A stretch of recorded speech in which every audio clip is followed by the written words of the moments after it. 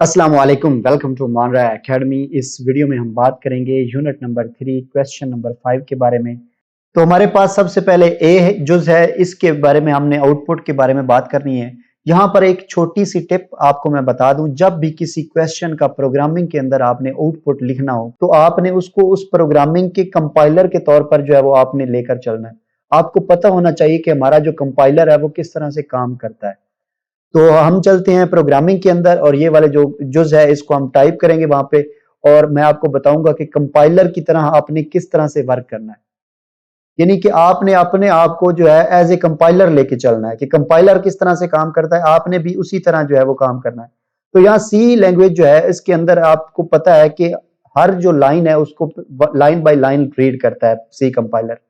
पहले वो इस लाइन को रीड करेगा, फिर वो इस लाइन को रीड करेगा, फिर वो इस लाइन को रीड करेगा, फिर इस लाइन को, यानी कि लाइन बाय लाइन तरतीब के साथ जो है वो रीड करेगा और उनको जो है वो चेक करेगा और उसके बाद उसका आउटपुट दिखाएगा। तो यहाँ पर हमारे पास दो वेरिएबल हैं जिनकी कीमतें यहाँ पर हमारे पास मौजूद हैं। अब दूसरी उसके बाद जो नेक्स्ट लाइन है उसके अंदर वो कहता है कि ए की कीमत जो है उसके अंदर ए और बी को जमा कर दो। ए और बी के अंदर अगर हम यहाँ पर जमा कर देंगे तो यहाँ पर जो है ये कीमत चेंज हो जाएगी, 17 हो जाएगी। ए और बी को जमा करेंगे तो ए की कीमत जो है वो 17 हो जाएगी। अब यहाँ पर ए की कीमत 7 नहीं रही, अब यहाँ पर ए की कीमत जो है वो 17 हो चुकी है। अब आप नेक्स्ट लेकर आए इस पर, अगली लाइन पर। यहाँ पर कंडीशन है, कंडीशन में वो क्या कर रहा है कि A is greater than 20 and B is less than 20। यहां पर ये जो कंडीशन है ये ट्रू नहीं हो रही, क्योंकि ए जो है वो 20 से, यहां पर उसने कहा कि बड़ा होना चाहिए, और जो बी है यानी कि ये हमारे पास जो 10 है ये 20 से छोटा होना चाहिए। एक साइड से तो ठीक है, लेकिन दूसरी साइड जो है वो ट्रू नहीं हो रही। लिहाजा ये जो बी के बाद ये जो नेक्स्ट लाइन आ रही है ये इसको फॉलो नहीं करेगा और हमारा कंपाइलर जो है यहां से इसको स्किप करके यहां पर पहुंच जाएगा। अगर ये लाइन ट्रू हो जाती, ये कंडीशन जो यहाँ पर इसने दी हुई है ये ट्रू हो जाती, तो उसके बाद जो यहाँ पर स्टेटमेंट है उसके ऊपर वो उसको एग्जीक्यूट करता जो उसके अंदर पड़ी हुई थी। तो यहाँ पर पड़ा हुआ है बी, उसके अंदर आपने ए और बी की वैल्यू को जमा करना था, लेकिन यहाँ पर जो ये स्टेटमेंट है ये ट्रू नहीं हुई, तो इसको ये एग्जीक्यूट किए बिना जो है यहाँ पर पहुंच जाएगा हमारा कंपाइलर। तो यहाँ पर क्या है, ए, उसके बाद इक्वल साइन है, इक्वल साइन के बाद यहाँ पर ये चीज है, ये परसेंट डी, और उसके बाद है जी आपका एक कॉमा, कॉमे के बाद आपके पास है बी, बी के बाद फिर इक्वल साइन है और इक्वल के बाद यहाँ पर ये परसेंट डी है। और ये जो पहले वाला परसेंट डी है इसके अंदर आपने ए की वैल्यू दिखा दी, ये वाली वैल्यू जो है ए की दिखा दी, और ये दूसरे वाला जो आपके पास परसेंट डी है यहाँ पर आपने बी की वैल्यू दिखा दी। तो अब आपको पता है कि ए की वैल्यू जो है वो 17 है और जो बी की वैल्यू है वो ये वाली रहेगी, क्योंकि बी की वैल्यू चेंज नहीं हुई, ये वाली कंडीशन फॉल हो गई थी। तो लिहाजा जो हमारे पास ए की कीमत है वो 17 हो जाएगी और बी की कीमत जो है वो 10 हो जाएगी। तो यहाँ पर जो जो परसेंट डी है इसकी जगह पर जो है वो वैल्यू यहाँ पर आएगी 17 और यहाँ पर आएगी सिर्फ 10। तो आप इसको जब आउटपुट लेंगे तो बाकी सारा ये सेम टू सेम आ जाएगा और इसके साथ ये वाली जो कीमत है वो यहाँ पर आ जाएगी। तो इसको एग्जीक्यूट कर लेते हैं। यहाँ पर आप देखें ए आ गया पहले, उसके बाद इक्वल साइन आ गया, उसके बाद ये 17 आ गया। ये 17 आपको मैंने बता दिया कि ये वाली वैल्यू जो है वो ए की है, क्योंकि उसके अंदर वो यहाँ पर जमा हो रहे हैं। उसके बाद ये कॉमा यहाँ पर मौजूद है, ये कॉमा यहाँ पर आपको नजर आएगा। उसके बाद बी है, बी आ जाएगा, इक्वल साइन आ जाएगा, और उसके बाद बी की जो वैल्यू यहाँ पर जो है ये 10 वैल्यू जो पड़ी हुई थी वो यहाँ पर बी की वैल्यू आ जाएगी। तो ये आपको मैंने लाइन बाय लाइन चेक किया कराया कि प्रोग्राम जो है वो किस तरह से आपका कंपाइलर जो है वो किस तरह से कंपाइल करता है। तो जब भी आपने आउटपुट लेना है आपने उसी कंपाइलर के तरीके से आपने उसको लाइन बाय लाइन लेकर चलना है ताकि आप उसका सही तरह से आउटपुट ले सकें। नेक्स्ट क्वेश्चन हमारे पास है बी जुज। इसमें जो है ये क्या है, एक जो है उसने वेरिएबल लिया है एक्स और उसकी कीमत उसने बताई है ये 45 है। अब क्या कहता है, if x plus 20 multiply by 7 is equal to 455। अब आप क्या करेंगे, 20 को 7 से ज़रब देंगे। 20 को 7 से ज़रब देने से आपके पास जवाब आएगा, यहां पर इसको हम कमेंट में शो करते हैं 140। तो इसके अंदर हमने x की वैल्यू जमा करनी है, तो x की वैल्यू हमारे पास है 45, इसको हम जमा करेंगे तो यहाँ पर हमारे पास रिजल्ट क्या आएगा, यहाँ पर ये लिख लेते हैं जो भी रिजल्ट आता है। तो ये 140 प्लस 45 इज इक्वल टू 145।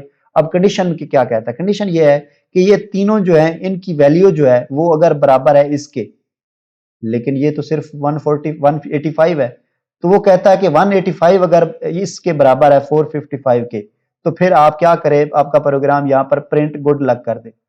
तो ये इफ कंडीशन ट्रू नहीं हुई, लिहाजा ये इफ कंडीशन ट्रू नहीं हुई, लिहाजा हमारा जो प्रोग्राम है या कंपाइलर है वो यहाँ से ये वाली लाइन को स्किप कर देगा और एल्स के अंदर जो प्रोग्राम पड़ा है उसको दिखा देगा। एल्स के अंदर हमारा क्या पड़ा हुआ है, होप फॉर द बेस्ट, लिहाजा हमारा जो आउटपुट आएगा यहाँ पर वो होप फॉर द बेस्ट आएगा। इसको एग्जीक्यूट करके देख लेते हैं। आपने ये देखा होप फॉर द बेस्ट। तो मैं साथ साथ आपको प्रोग्रामिंग भी दिखा रहा हूँ, आपको आउटपुट बता भी रहा हूँ, समझा भी रहा हूँ और अब आउटपुट लेकर भी दिखा रहा हूँ ताकि आपके तमाम जो कंफ्यूजन है वो आपकी दूर हो जाए। उसके बाद यहाँ पर आप देखें करेक्टर है C1, उसके बाद ये C1 जो है ये क्या है, ये Y है। C2 हमारे पास है N, और उसके बाद कहता है कि जी N1 जो है उसकी कीमत है 5 और N2 की कीमत है जी 9। उसके बाद नेक्स्ट चलें, वो कहता है कि N1 जो है उसके अंदर N1 और इसके अंदर 1 जमा कर दें। N1 की कीमत हमारे पास कितनी थी, यहाँ पर कमेंट में लेके चलते हैं। N1 की कीमत हमारे पास 5 है, 5 में 1 जमा हो जाएगा तो ये आपका जवाब आ जाएगा 6। तो यहाँ पर हमारे पास N1 की जो कीमत है वो 6 है। और उसके बाद कहता है C1 is equal to C2। यहाँ पर वो कहता है C1 जो है वो C2 के बराबर है। तो C2 की वैल्यू कहाँ कितनी पड़ी है वो हमारे पास, इसको हम कमेंट में लेते हैं। तो C2 के अंदर हमारी ये वाली वैल्यू पड़ी है। तो अब C1 की जो कीमत है वो Y नहीं रहेगी, वो ये वाली कीमत हो जाएगी। अब नेक्स्ट चलते हैं, if N1 is equal to N2, और यहां पर ये देखें तो N1 हमारे पास 6 है और N2 जो है वो हमारे पास है यहाँ पर 9। तो वो कहता है कि अगर ये बराबर है और उसके बाद C1 जो है वो C2 के बराबर है, ये वाली तो जो है स्टेटमेंट क्लियर है, लेकिन ये वाली स्टेटमेंट ट्रू नहीं होगी। एक ट्रू है एक फॉल है, दरमियान में एंड ऑपरेटर है, तो इसका जो रिजल्ट है ये फॉल होगा। लिहाजा ये जो प्रिंट एफ पड़ा हुआ है ये इसको एग्जीक्यूट नहीं करेगा, छोड़ देगा। उसके बाद आपका एल्स स्टेटमेंट है। एल्स के अंदर आपकी फिर एक कंडीशन जो है ये मौजूद है। ये कंडीशन क्या है, if N1 is less than N2 and C1 is equal to C2, कि अगर आपका जो N1 है वो कम है N2 से, तो N1 हमारे पास कितना है, N1 हमारे पास 6 है। इसको लिख लेते हैं यहां पर कमेंट के अंदर, N1 हमारे पास है 6। उसके बाद स्टेटमेंट है हमारे पास लेस देन, यहां पर N2 हमारे पास है 9, और उसके बाद है हमारे पास एंड ऑपरेटर, और यहां पर C1 हमारे पास कितना है, C1 हमारे पास ये N है। यहां पर ये देखें तो C1 हमारे पास N है। तो यहां पर क्या करेंगे, ये जो N है इसको आप यहां पर लिख लेंगे और यहां पर आप ऑपरेटर लगाएंगे, और उसके बाद आपके पास ये C2 है, C2 आपके पास N है। तो आप क्या करेंगे, सेम यही चीज दोबारा यहां पर लिख लेते हैं। तो अब इस स्टेटमेंट को आप चेक करें, ये स्टेटमेंट ट्रू हो रही है, यानी कि 6 लेस देन 9 है और N1 जो है वो इस N1 के बराबर है। तो स्टेटमेंट ट्रू हुई। स्टेटमेंट जब ट्रू होगी तो इसके अंदर जो पड़ा हुआ वो रिजल्ट दिखा देगा। अब क्या दिखाएगा इसके अंदर, ये %d है, इसके अंदर N1 की वैल्यू दिखाएगा। N1 की वैल्यू हम यहां पर दिखाते हैं। N1 की वैल्यू हमारे पास कितनी है, ये है हमारे पास N1 की वैल्यू, ये है हमारे पास 6। तो यहां पर दिखाएगा 6, उसके बाद ये वाला साइन जो ये यहाँ पर साइन है, ये वाला साइन लगा देते हैं, और उसके बाद फिर %d है, यहाँ पर स्पेसेस में दिखा देते हैं। उसके बाद फिर %d है, इस %d के अंदर N2 की वैल्यू आएगी, क्योंकि ये तरतीब से चलेंगे। ये जो पहले वाला %d है उसमें इसकी कीमत आएगी, दूसरे वाला जो %d है उसके अंदर इसकी कीमत आएगी। तो N2 जो है वो हमारे पास क्या है, N2 हमारे पास 9 है, तो यहाँ पर हमारे पास 9 आ जाएगा। उसके बाद यहाँ पर एंड आएगा, लिखा हुआ एंड शो होगा। एंड के बाद क्या आएगा, %c एंड %c। तो %c एंड %c क्या है, ये चीज है। तो यहाँ पर हम जो है आउटपुट में दिखा देंगे इसको, और उसके बाद इक्वल साइन, उसके बाद फिर सेम यही चीज, इसको यहाँ से कॉपी कर लेते हैं और यहाँ पर पेस्ट। ये आपका आउटपुट है फाइनल, ये वाला या इतना, ये वाला आपका आउटपुट है। अब इसको एग्जीक्यूट करके देखते हैं। ये आउटपुट हमने निकाला, यानी कि ह्यूमन कंपाइलर ने ये वाला आउटपुट निकाला। और ये वाला कंपाइलर सी जो हमारे पास है उसने ये वाला आउटपुट निकाला। तो यहाँ पर आप देख सकते हैं ये बिल्कुल एक्यूरेट है, बिल्कुल क्लियर हमने यहाँ पर रिजल्ट जो है वो निकाला इस क्वेश्चन का। तो मुझे उम्मीद है कि आपको ये वाला जो क्वेश्चन है ये भी क्लियर हो गया होगा। अब हम चलते हैं नेक्स्ट की तरफ। ये जो डी है हमारे पास ये थोड़ा सा लंबा है, लेकिन इसको परेशान होने की जरूरत नहीं है। इसके अंदर ये मैंने कमेंट्स में पहले ही जो है वो सारी कैलकुलेशन करके रख दी है। अब मैं साथ साथ आपको सिर्फ बताता जाऊंगा कि यहाँ पर क्या हो रहा है। तो यहाँ पर 3 वेरिएबल 4 वेरिएबल हैं जिनके अंदर कीमतें मौजूद हैं, और यहाँ पर वो कहता है कि जो ए है यानी कि ये जो ए है इसके अंदर इन ए बी सी डी यानी कि ये इन सब को जो है प्लस करो और उसके अंदर जो है ए की वैल्यू को स्टोर करो। तो अब ए की वैल्यू जो है वो 88 हो चुकी है। अब वो कहता है इफ कंडीशन लगाता है और इफ कहता है कि if A is less then 100, तो ए हमारे पास कितना है 88 है, उसके बाद है लेस देन 100। तो क्या ये कंडीशन ट्रू हो रही है? बिल्कुल ट्रू हो रही है। तो ट्रू हो रही है तो हमने इसको एग्जीक्यूट करवा देना। ये जो आपके पास पड़ा हुआ है सबको एग्जीक्यूट करवाना। ये क्या चीज है? एक जो है उसके अंदर a मल्टीप्लाई बाई 2, तो a हमारे पास 82 है, मल्टीप्लाई करेंगे 2 के साथ तो हमारे पास जवाब आ जाएगा 103। उसके बाद b है, b के अंदर हमने क्या करना है, b को c से मल्टीप्लाई करना है। b हमारे पास है 32, ये देखिए 32 है b हमारे पास, और c जो हमारे पास है वो है 7। तो इन दोनों को आपस में मल्टीप्लाई करेंगे तो ये वाले रिजल्ट आ जाएगा। उसके बाद c की जो वैल्यू है उसके अंदर आपने c और d को मल्टीप्लाई करके रखना है। तो c आपके पास है 7 और d आपके पास है 15, इन दोनों को मल्टीप्लाई करेंगे तो आपके पास ये वाला रिजल्ट आ जाएगा। अब हमारे पास a b c की कीमतें ये वाली हैं, ये जो ऊपर वाली कीमतें थी वो नहीं होंगी, बल्कि a b और c के अंदर ये 3 कीमतें होंगी। ये a की कीमत है, ये b की कीमत है और ये c की कीमत है। अब हम यहां तक पहुंच चुके हैं लाइन 8 तक। उसके बाद लाइन 9 के ऊपर जाते हैं तो यहां पर क्या हो रहा है, if a is greater then b। अब a हमारे पास क्या है, a हमारे पास है ये, यहां पर देखें तो 103 है। तो यहां पर लिखते हैं कमेंट के अंदर 103। उसके बाद स्टेटमेंट क्या है, ग्रेटर देन। b हमारे पास क्या है, b हमारे पास है 224। उसके बाद है जी एंड ऑपरेटर, एंड के बाद वो कहता है c is equal to, c हमारे पास कितना है, c हमारे पास है 105। उसके बाद वो कहता है ये इक्वल है किसके, d के, यानी कि 15। तो आप चेक करें कि पहली कंडीशन है कि 103 जो है वो बड़ा है 224 से, तो ये भी गलत हो गई यानी फॉल हो गई यहां पर। और उसके बाद एंड यूज कर रहा है तो एंड के बाद दूसरी कंडीशन है वो भी फॉल हो गई, यानी ये भी फॉल, तो रिजल्ट क्या होगा, फॉल। तो इफ के अंदर ये जो चीज पड़ी हुई है, ये कंडीशन जो है इसको एग्जीक्यूट नहीं करेगा, इसको स्किप करके यहां पर एल्स के ऊपर आ जाएगा। एल्स के अंदर जो है यहां पर इफ कंडीशन पड़ी हुई है, अब इस कंडीशन को चेक करेगा कि ये कंडीशन क्या है। ये कंडीशन हम जो है यहां पर लिखते हैं कमेंट के अंदर, a is greater then b। a हमारे पास क्या है जी, a हमारे पास है 103, 103 इज ग्रेटर देन b हमारे पास है जी 224।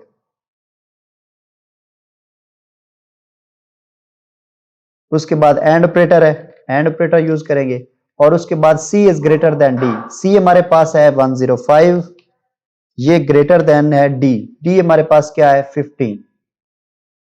तो यहां पर आप देखें एंड ऑपरेटर में एक तो जो है ये देखें 103 बड़ा है 224 से, यहां पर फॉल हो गया, और दूसरी तरफ है 105 बड़ा है 15 से, ये ट्रू है, ये फॉल है, और दरमियान में एंड ऑपरेटर है, लिहाजा ये कंडीशन जो है यहां पर फॉल हो चुकी। अब उसने क्या किया है, उसने कहा है कि आर का मतलब होता है कि दूसरी साइड चेक करें। एक साइड ये है मुकम्मल यहां तक, और दूसरी साइड है आर की ये है कि बी जो है वो बड़ा है। बी हमारे पास क्या चीज, बी की वैल्यू लिखते हैं, बी हमारे पास है 224, और ये क्या है, ये बड़ा है किससे, ये डी और सी को प्लस करना है, यानी कि सी और डी जो है उसकी वैल्यू को प्लस करना है। तो वैल्यू प्लस करेंगे तो हमारे पास कितनी बनेगी, डी की वैल्यू हमारे पास है 15 और सी की वैल्यू हमारे पास है 105। 105 और 15 ये आपके बनते हैं 120, तो यहां पर हम 120 लिखेंगे। तो अब आप इस कंडीशन को चेक करें, 224 बड़ा है या बराबर है 120 के, तो यहां पर ये बड़ा है, लिहाजा ये स्टेटमेंट ट्रू हो जाएगी। आर के अंदर पड़ा है तो इस साइड वाली स्टेटमेंट ट्रू हो जाएगी, इस साइड वाली अगर फॉल है तो कोई बात नहीं, हमने आर के अंदर जो है वो एक साइड चेक करनी होती है, एक साइड ट्रू होनी चाहिए और दूसरी फॉल है तो कोई बात नहीं। तो ट्रू है, ट्रू के अंदर हमने यहां पर आ जाना है। यहां पर हमारे पास क्या है, वो कहता है कि डी जो है वो सी मल्टीप्लाई बाय सी है, सी हमारे पास 105 है और इसको फिर हमने मल्टीप्लाई करना है 105 से, तो हमारे पास रिजल्ट आता है 11025। वो कहता है कि ए जो है उसको बी प्लस बी कर दो, तो बी जो है उसकी वैल्यू क्या है हमारे पास, बी की वैल्यू हमारे पास है 224। 224 को आप क्या करो, 224 से जमा कर दो, यानी 224 प्लस 224 इज इक्वल टू, ये आपका आता है 448। तो अब आप फाइनल इसका आउटपुट यहां पर लिखें। अब हमारे पास सब की वैल्यू जो है वो आ चुकी है। पहले नंबर पर ए की वैल्यू आएगी और यहां परसेंट डी आएगा, तो ए की वैल्यू यहां पर परसेंट डी में कितनी आएगी ये मैं आपको दिखाता हूं। अब आपने देखनी है कि ए की वैल्यू क्या है, ए की वैल्यू ये है 448। उसके बाद आपके पास किसकी वैल्यू है, बी की। अब आपने बी की वैल्यू देखनी है, तो बी की वैल्यू आप वापस जाएंगे यहां पर, ये आपके पास बी की वैल्यू है 224, यहां पर बी की वैल्यू 224। उस ये मैं ए बी सी नहीं लिख रहा, बस मैं उनकी वैल्यू लिख रहा हूं जो परसेंट डी के अंदर आएगी, बाकी तो ये सेम टू सेम इसी तरह ही रहेंगे यहां पर आउटपुट के अंदर। बी के बाद सी है, यहां पर भी सी है, तो सी की वैल्यू हमारे पास क्या है, या यहां पर आप देखें तो सी की वैल्यू हमारे पास 105 है, तो यहां पर आप कॉमा लगाएं और 105 लिखें। उसके बाद हमारे पास डी है, डी की वैल्यू हमारे पास ये है 11025, तो 11025। तो यहां पर ये ए, ये बी, ये सी और ये डी। अब इसका आउटपुट लेते हैं और चेक करते हैं। ये देखें, ए की वैल्यू 448, बी की वैल्यू 224, सी की वैल्यू 105 एंड डी की वैल्यू 11025। तो इस तरह ये आउटपुट निकला है। मैंने आपको लाइन बाय लाइन जो है वो पूरा प्रोग्राम जो है वो करके आउटपुट दिखाया है। मुझे उम्मीद है कि ये भी आपको अच्छी तरह से समझ आ गया होगा। अब चलते हैं हम अपने नेक्स्ट क्वेश्चन की तरफ, जो कि है ई। इसमें क्या हो रहा है, एक्स, वाई और जी, ये तीन वेरिएबल हैं और उनकी कीमतें भी उसने बता दी हैं। अब वो कहता है, इफ कंडीशन लगाता है और कहता है कि जो एक्स है उसको डिवाइड करो 2 के ऊपर, और वो जो है अगर वो 0 के बराबर है तो ये काम करो। तो यहां पर कंडीशन ट्रू नहीं हुई, हमारा ये काम नहीं होगा, एल्स की तरफ हमारा प्रोग्राम डायरेक्ट जो है कंपाइलर यहां पर आ जाएगा। ये कंडीशन जो है यहां पर आप देखें कि 5 को आप 2 पे डिवाइड करें तो आपका जो रिमाइंडर है वो 1 आता है, 0 नहीं आता, लिहाजा ये कंडीशन फॉल हो जाएगी, तो ये चीज स्किप कर देगा और एल्स में आ जाएगा। अब एल्स में क्या है कि एक्स के अंदर जो है वाई और जेड को जमा करो, तो ये S7 हमारे पास वाई है और जेड हमारे पास 9 है, तो इन दोनों को जमा करेंगे तो हमारे पास जवाब आएगा 16। अब यहां पर वो कहता है प्रिंट एफ एक्स बराबर एक्स, उसके बाद इक्वल साइन लगाता है और यहां पर परसेंट डी लगा रहा है। परसेंट डी में किसकी वैल्यू वो दिखा रहा है, एक्स की, तो एक्स की वैल्यू यहां पर 16 दिखाई देगी, यहां पर जो वैल्यू आएगी वो 16 होगी, और उसके बाद नेक्स्ट लाइन पर हमारा प्रोग्राम जो है वो चला जाएगा। अब नेक्स्ट लाइन पर ये, अब यहां पर हमारे पास ये एक्स कंडीशन आ चुकी है एफ की। सबसे पहले वो कहता है कि एक्स को डिवाइड करो 2 के ऊपर, तो एक्स हमारे पास वैल्यू जो है वो 16 आ चुकी है। आप यहां पर देखें तो ये 16 हमारे पास एक्स की वैल्यू है। इसको 2 पे डिवाइड करें तो हमारा जो रिमाइंडर है वो 0 आता है, लेकिन वो यहां कहता है 1, तो यहां पर कंडीशन फॉल हो गई। बेशक आप ये वाली चीज ना चेक करें क्योंकि यहां पर एंड मौजूद है, लिहाजा ये कंडीशन टोटल जो है वो फॉल हो चुकी। हमारा कंपाइलर क्या करेगा, इसको स्किप कर देगा। आपको बाकी कंडीशन चेक करने की जरूरत नहीं, एंड के अंदर अगर एक भी फॉल हो जाए तो आपको आप समझे कि ये फॉल हो गई, तो यहां पर ये चीज फॉल हो गई। हमारा प्रोग्राम जो है इस लाइन को स्किप करेगा और ये 11 जो लाइन नंबर है यहां पर आ जाएगा। इसमें क्या कहता है, x greater than y, x हमारे पास 16 है और y हमारे पास कितना है, 7 है, तो ये कंडीशन ट्रू है। और यहां पर कहता है x is less then z, तो x हमारे पास 16 है और यहां पर 9 है, यानी कि इन दोनों में से जो ये वाली साइड है ये ट्रू हो रही है, ये फॉल भी हो जाए तो कोई मसला नहीं है, हमारा प्रोग्राम जो है इसके अंदर आ जाएगा, इस ब्लॉक के अंदर आ जाएगा। इस ब्लॉक के अंदर क्या कोड पड़ा हुआ है, अगर x y से बड़ा है तो क्या करो, y के अंदर एक प्लस कर दो, y प्लस प्लस का मतलब है कि y के अंदर एक का इजाफा कर दो, तो y हमारे पास 7 है, 7 में एक का इजाफा करेंगे तो ये हमारे पास 8 हो जाएगा। एल्स क्या चीज है, अगर x जो है वो छोटा है z से तो x के अंदर एक का इजाफा कर दो। ये कंडीशन फॉल हो रही है, ये कंडीशन फॉल हो रही है तो इसको स्किप कर देगा और हमारा प्रोग्राम जो है ये इसके बाहर आ जाएगा प्रोग्राम के, और यहां पर x की वैल्यू दिखाएगा, x की वैल्यू हमारे पास है 16। उसके बाद ये y की वैल्यू दिखाएगा, y की वैल्यू हमारे पास आ चुकी है, यहां पर आप देखें 8 वैल्यू आ चुकी है। उसके बाद z है, z के अंदर जो है यही वैल्यू रहेगी जो 9 है, ये मैं आउटपुट के अंदर यहां पर लिख देता हूं। सबसे पहले वो ये दिखाएगा यहाँ पर वैल्यू, मैं लिख देता हूँ जिस तरह आउटपुट आएगा सेम वही आउटपुट लिख देता हूँ, x इज इक्वल टू 16, और उसके बाद हमारा प्रोग्राम जो है वो नेक्स्ट लाइन पर जाएगा और यहाँ पर दोबारा क्या दिखाएगा, मैं कमेंट में शो कर रहा हूँ, नेक्स्ट लाइन पर दिखाएगा ये चीज x इज इक्वल टू 16, उसके बाद कॉमा आएगा और y इज इक्वल टू हमारे पास आएगा 8, और उसके बाद फिर कॉमा, और z के अंदर जो वैल्यू आएगी वो है 9, z के अंदर 9 आएगी वैल्यू। अब हम क्या करते हैं, इसको एग्जीक्यूट करते हैं और आउटपुट देखते हैं।